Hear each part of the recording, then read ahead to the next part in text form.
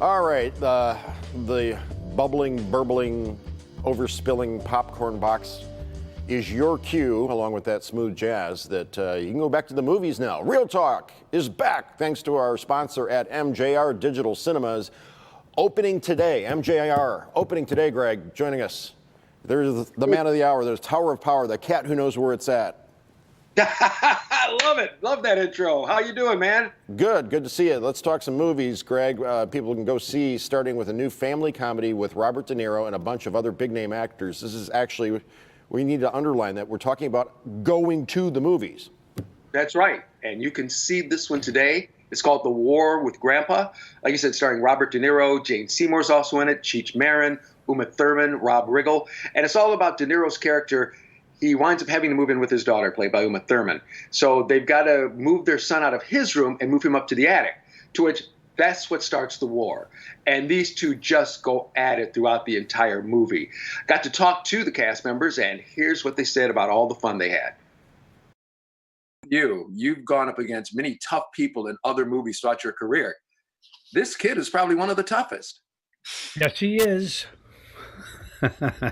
No, but we had a good time together. Oaks is a smart kid and wily in the best sense of the word, good sense of humor. We had a lot of fun. That's important when you work on something. You have to have something there. It helps. I mean, you don't have to have it, but if you have it, it's much better. And with the whole cast, there was always something with everybody that, for me, I really liked it. Talk a little bit about the dodgeball game. Well, I have never done dodgeball. Oh. Certainly never trampoline dodgeball. I had no idea what we were letting ourselves in for. And they said, are you comfortable? Are you fit? Do you think you can do this? And I went, yes, I used to be a dancer. I'd forgotten that I was in my late 60s and had bad knees and bad back. And I was not going to let anyone know. And they asked everybody else, and everyone else said, no, we're fit, we're good. So when this thing starts bouncing, it's very unpredictable and very unforgiving. I have never played football in my life, so throwing anything overhand is not easy, not a natural thing for me, but I had a blast doing it, and I'm just surprised we weren't all taken out on stretchers. When your knee goes out, it's not wonderful. But so right. I didn't know landing was always the problem, but it was fun. Well, I gotta say, Mandy Patinkin does a heck of a De Niro impersonation when you were talking to him.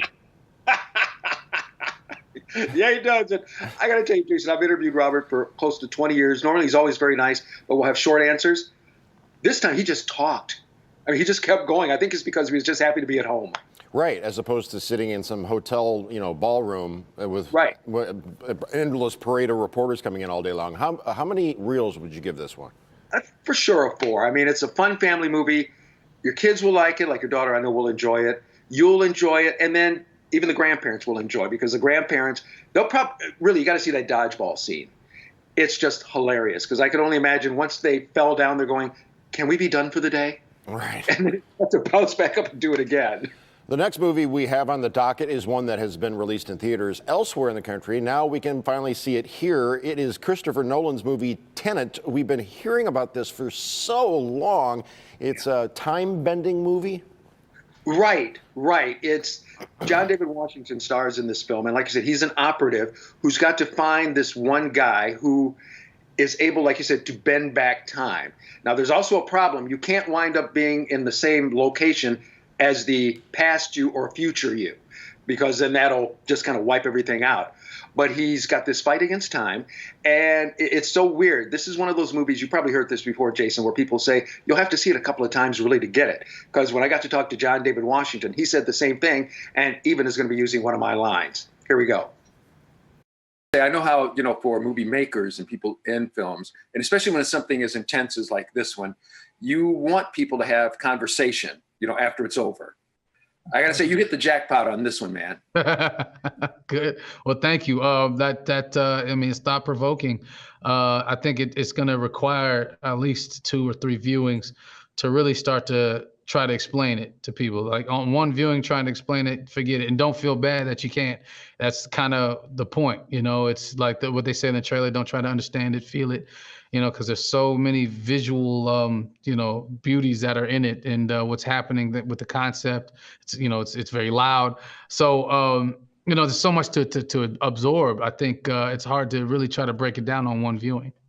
Absolutely. And just like with what you said, there were people I knew who had seen it before.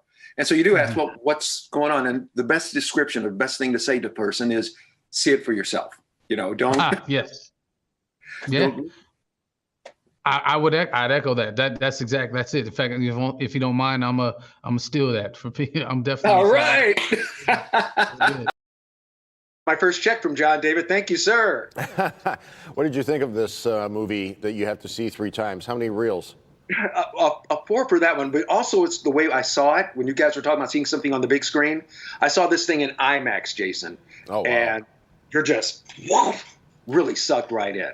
All right. Well, that's very promising. 2 movies, 2 4-star reviews. Next, a new miniseries movie starring Ethan Hawke and Daveed Diggs. It is called The Good Lord Bird, and I feel like that's all they've been talking about on NPR for the last week about this movie. It's really good. Ethan Hawke plays John Brown, the abolitionist. And it's all about, it's even said that he's the guy who actually almost started the Civil War, or because of what he was doing as far as trying to free the slaves. And the story is also, John Brown was crazy. Well, I got to tell you, Ethan Hawke did that very well, as he even explains to me and you right now. Of course, you've heard the story about John Brown. And I guess one of the descriptions that always said about him was he was just kind of like wild and crazy guy, but he was on his mission. And I got to tell you, Ethan, you portrayed him very well. When I read it, I had that strange feeling that you get in your heart where you just want to give it to everyone. Right. And I kind of felt like if we don't talk about this, we don't really understand this country. And this work, his writing, gives you an avenue to talk about it that doesn't hurt too much. Oftentimes telling these stories, looking at this time period of U.S. history, it just hurts too much. Right. And he lets you see it with wit and with humor, and you never know when he's joking and when he's serious. I mean, it was a great moment. I was reading the book in bed, as you do, and I just couldn't stop laughing. And my wife said, what are you laughing about? And I said, this novel. And she goes, I thought it was about John Brown. And I'm like, it is. I'm like, but it's hysterical. Obviously, you've got characters who we've all heard of. I mean, you're playing Frederick Douglass, but this is kind of like a different turn on Frederick. That was cool. Yeah, I loved it. It was the thing that, I read James McBride's novel and fell in love with it, and just hit Ethan like, what do I have to do? I want to be in this. This is, if I'm ever going to play Frederick Douglass, this is the one I want to play. So I think McBride did such a great job of like humanizing him and letting us see him as a real person. So this, I said on the intro, I called it a movie. It's really a limited run series that's on Showtime, correct? Right. Mm-hmm. Okay. Yep, and it is very good. I mean, and Daveed Diggs as Frederick Douglass, he gives Frederick Douglass some swagger I don't think anybody ever would have thought about. And again, Ethan Hawke just does it tremendously. And they draw humor and satire to the stuff, which then really makes you look at it and think, this stuff that's going on and has gone on, it's kind of dumb. Let's get rid of it and, move on. How many reels? 4. People who I've told to see it and watch it have called me and texted me all week telling me how much they love this thing, and I know you will too. It's all anybody's talking about, I feel like. Thank you so much, Greg. Good to see you. Good seeing you too, Jason. Take care. All right, be safe. Our sponsor, MJR Digital Cinemas, is excited to safely return to the movies following the nationally recognized cinema reopening plan called Cinema Safe. Here's the lineup right now that's showing at MJR. The new releases include The War with Grandpa and Tenet, which Greg just featured, plus Unhinged, and you can see Star Wars The Empire Strikes Back and Disney Pixar's Coco, both back on the big screen for just $5 a day. For the full lineup, visit their website, mjrtheaters.com. And you can learn more about the safe reopening plan at cinemasafe.org. Tati?